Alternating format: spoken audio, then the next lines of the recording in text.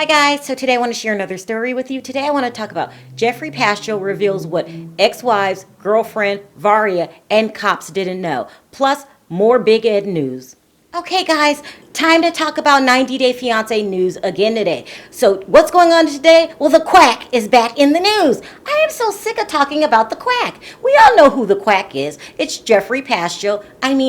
If it wasn't for everyone being on lockdown, he really would be in prison right now. But because we all have to stay indoors, he gets to roam the streets just like Charles Manson. That's who he reminds me of. He reminds me of Charles Manson, people. Cuckoo. He thinks he can talk his way out of anything just like Charles Manson. And just like Charles, no one was buying Charles' nutty stories. No one's buying Geoffrey's, but that doesn't keep him from trying. So what is he doing today? Now, according to this nut job, he didn't reveal the entire story to Varya because he wasn't ready yet. But now today he's ready to reveal the entire story, things that he didn't say to her that he wished he would have.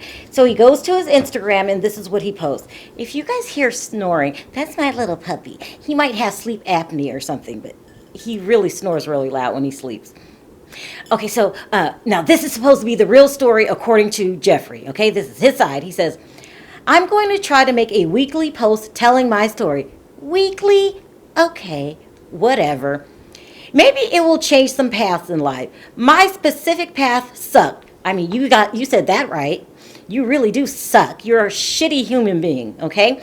He says, I only want to share so people who are in similar shoes can at least attempt to make a change. No, people that are in similar shoes as you are in prison. So I guess they will appreciate it. You might be doing the right thing here, okay? He says, as seen on tonight's episode, I didn't share with Varya. I am not proud of my experience. Then he goes into what happened to him before he went to prison. He says, I was handed down my sentence, and I was immediately cuffed and shackled.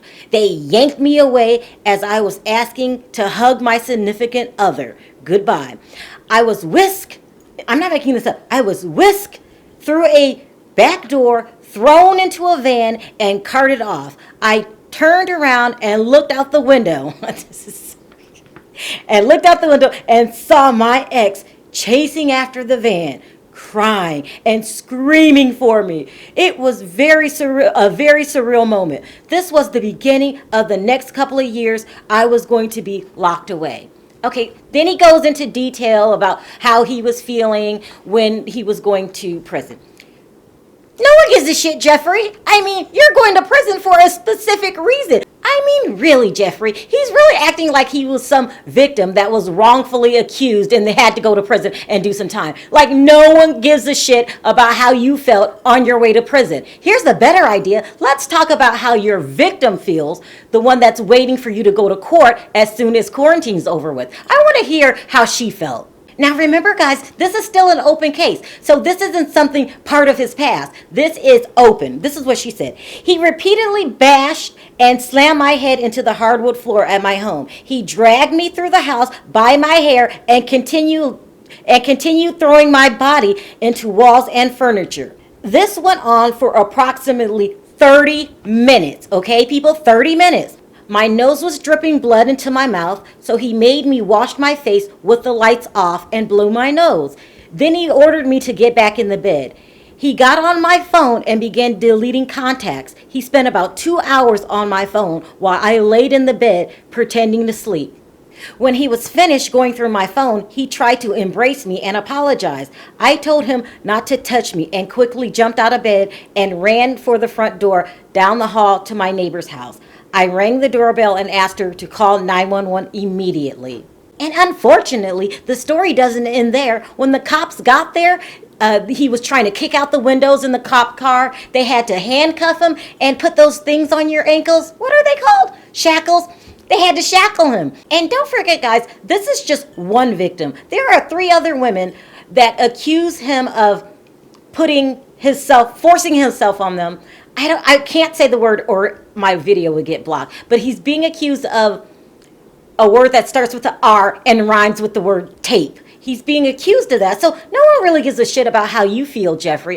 Please. I just can't wait for you to get locked up and put behind bars where you belong.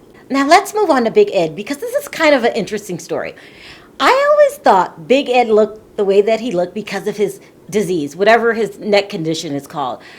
I'll give you an example. You know how like people with Graves' disease, their eyes bulge, they can't help it, that's just a part of the disease. I was thinking the same thing about Big Ed until today. Today he posted a picture of himself younger on his social media. I believe it was Instagram.